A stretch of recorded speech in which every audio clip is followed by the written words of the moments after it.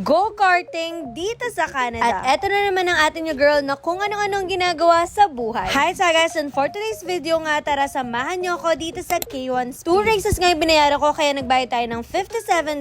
At ito nga yung first time ko mag-indoor go-kart. Sa lahat nga ng mga na-try kong activities dito sa Canada, ito yung pinaka-favorite ko. Sa second floor pala, meron din sila ditong pa-arcade. Bumili na nga rin ako ng t-shirt para mas feel na feel nga natin. May kasama na nga rin yung mask sa mukha. Actually, hindi ko nga alam kung para saan ba tong mask na to, pero binili na nga din natin. And girl, ayun na nga, para talaga tayo makikipag-racing ng bongga dahil may paganitong event. At maya-maya nga lang tinawag na nga yung pangalan natin at sobrang excited nga ako. So, mamimili nga kayo ng helmet na perfect sa ulo nyo. At tinulungan na rin tayo ni Kuya para maglagay ng ating helmet dito. Pwede din pala kayo magbayad ng extra $5 para sa camera at ma-videohan yung pinaka-race nyo.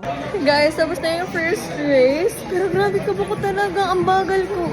At least, I'm number 3, right?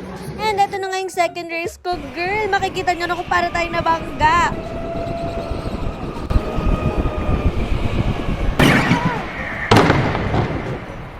Guys, nabangga tayo. Masakit ang ulo ko, guys.